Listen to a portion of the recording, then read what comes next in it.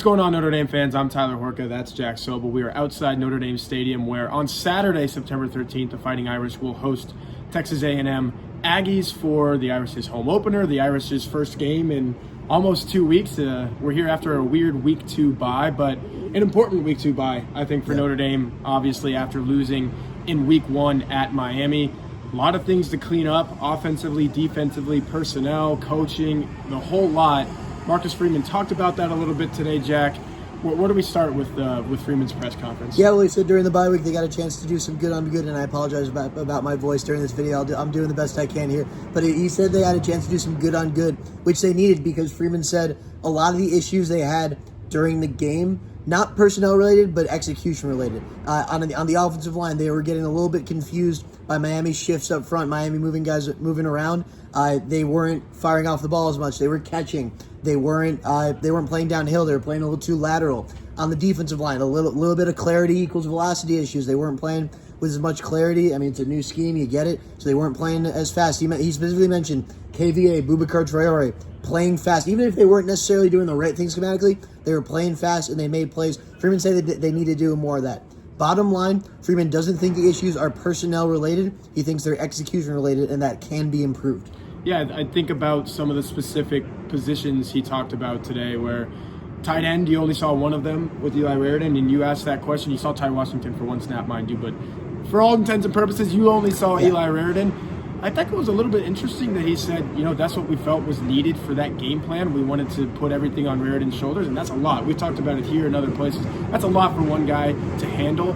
So I am interested to see, does Ty Washington get on the field more? Do you put a true freshman in James Flanagan? I think Jack Larson, the redshirt freshman, is actually ahead of James Flanagan right now. So now the depth chart he is. Does he get into the game? But bottom line, Jack, like you said, Notre Dame just kind of needs to play more like itself. Defensively, Marcus Freeman said Drake Bowen would be the first one to tell you that he got a little suckered into some of the things that you were talking about, and he didn't play like his usual thumping self. And that's a problem, because Drake Bowen is a thumper. He needs to go out there and hit people and with intent and make the right plays and whatnot. So I think he plays better. I think some of these individual players, we talked about Leonard Moore walking over here. Yeah. He probably wants to have a little bit better of a game. But I'll kind of circle this around to the quarterback position, and I asked about that.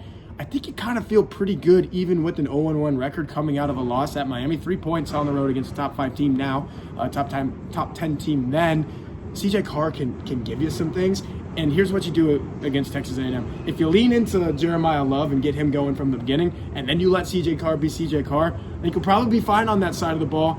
Defense just needs to play better. And I think tying that to the press conference, Marcus Freeman sounded pretty confident and comfortable knowing that, like, hey, we still got a lot to work with here, and we will play better.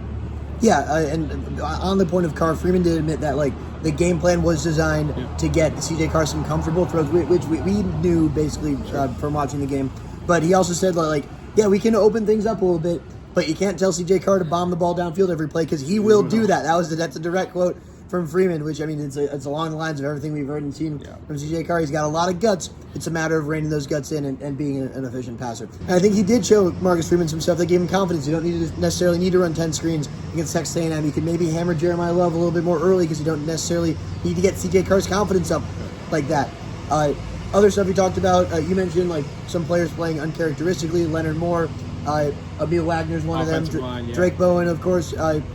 I want to touch on 2 things. Number one is the turnovers. Freeman didn't call Don Schuler out by name, but he did say, you got to create turnovers. You can't wait for the ball to come to you. I think that's referencing a specific play that happened during that game, the one-handed catch for C.J. Daniels. On the offensive line, he made it a point to say, like, yeah, the offensive line can play better, but that he has as much confidence in that group as any on the team. They will be fine. Again, obviously, Miami is really good. They got Ruben Bain Jr., Akeem Mesidor, some good defensive tackles. They did some shifts that confused the Irish, but the bottom line is that group will be fine. Freeman really thinks that the entire team will be fine, and they're going to make some more decisions that fans might not expect. Again, a lot of what they do, a lot of the game plan stuff was Miami specific. It's the early game plan. It's the tight end usage. A lot of that was Miami specific. You're going to see some different things against Texas A&M. Freeman doesn't think A&M. They need to reinvent the wheel against A&M. Notre Dame should be fine. But I think it is important to note that he respects the heck out of Texas A&M and said multiple times in this press conference. And there's really no SEC, chest pumpers out there who's watching this video probably, unless you're a Texas A&M fan who's stopping by to see what's up with the Irish ahead of this one. We appreciate you being here. But Marcus Freeman said, hey, this isn't about beating an SEC opponent, which it was brought up by a reporter in this press conference, and it hadn't really crossed my mind. Notre Dame is 3-0 in the last 3 games against SEC teams, one of those being Texas A&M, obviously in last year's season opener. But it's not about the SEC. It's about Texas A&M being a pretty good team, a talented team. Respects the heck out of Mike Elko, obviously. He mentioned Marcel Reed being a different quarterback that Notre Dame has to prepare for this season as opposed to Connor Wegman last year. Completely different guys. Marcel Reed's going to try to get on this field and run all over Texas A&M. That's what he does. And when he does have it going with his arm, he's a lot to handle. This isn't some run-of-the-mill Notre Dame's going to get after this quarterback and easily make it a rough day. No, this is a talented kid who can come in here and do some things, as we've seen some quarterbacks do at Notre Dame Stadium before. So Texas A&M absolutely has Notre Dame's full attention, and Marcus Freeman made that known. Yeah, and I think it kind of goes back to what we talked about with the clarity thing. Chris Ash is coming in as a new DC. Eric Hansen has a good question about that.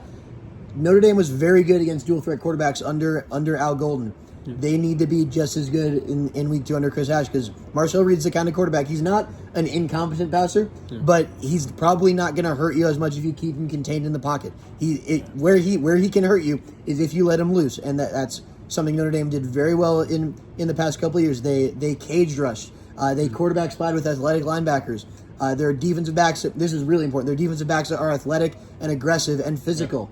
The team speed on defense is really good. They have all the tools to be good against an athletic quarterback. They just need the scheme and to be clear about the scheme to play fast and stop Marcel Reed. Marcel Reed will derive confidence from the unscheduled plays that he can 100%. make. And that's when you maybe start to see him hurt you as a passer a little bit more. So contain that from the very beginning if you're Notre Dame. And hey, personnel-wise, you should have everything you want going into this game, because I was sitting there thinking, I know it's only been one game, but heck, at this time last year in September or a week from now, we were talking about a lot of injuries. So Notre Dame pretty healthy on that front. I don't think there's really anything to talk about. No new injury news, which is obviously good coming out of the Miami game.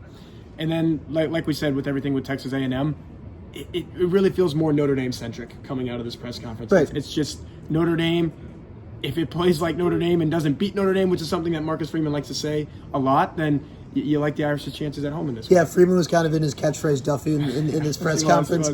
He dropped a few footballs over fitballs, which, to be fair, was actually a really important issue from that game. Again, it's the defense and the offensive line not playing fast, not playing downhill, not attacking. They got to do a lot more of that against Texas A&M.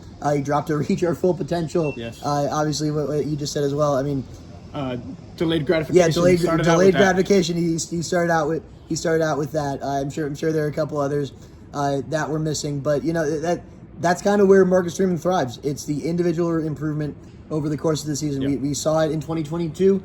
We obviously saw it last year. They're going to fix these issues. It's just a matter of can they do it in time for what is a must-win game against Texas A&M. Massive game, and we'll leave you guys with that. We have you covered here at this Blue and Gold YouTube channel, definitely at blueandgold.com. If you guys are getting our magazines, Blue and Gold Illustrated, we appreciate y'all for that. Had a little bit of a break with the bye week from that, but we're back at it at all of those places. So again, I'm Tyler Horka, that's Jack Sobel, blueandgold.com, Blue and Gold Illustrated.